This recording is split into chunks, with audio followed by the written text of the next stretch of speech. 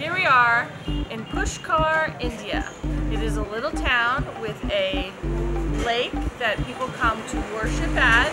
It's about 3 hours outside of Jaipur, and I guess actually about 3 hours from Jaipur. It's right in the middle, and it has got a market kind of that surrounds the lake. It's an interesting place. It seems like lots of Western hippies come here. Definitely a little out of place here. We haven't made it down to the lake yet, but we'll show you what it looks like when we go see what a lake is like down there. This is a quick video today. We're going to take you on a walking tour of Pushkar.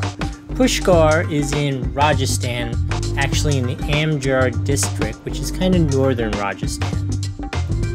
Here we have our only pushy drug dealer we came across in India. They're supposed to be everywhere, like in the touristy areas, but he is the only one we found.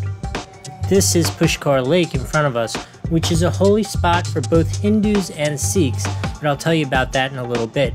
Right now, let's go take a walk around town and see the sights. This town is very casual, not too congested, really known for hippies, like American hippies. Love this place.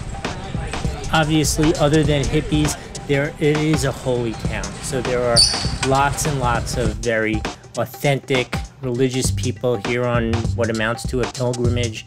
They have really interesting food on the street there. Cool character. Look at these people just sitting around, living there. I order some fruit and visit a cow. So here's our travel tip. Everybody keeps asking us how it is we didn't get sick.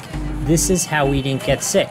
We did not eat street food from the vendor with dirty hands, putting his fingers in all the food and then serving it to you.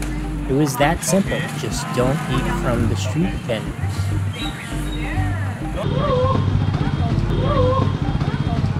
Local street markets are always so cool. It is always so neat to see the local foods, how they're preparing them, what kind of love goes into it, and what kinds of styles of food they make, and the cows. The cows are so cute. Follow me. Oh my God, you see something?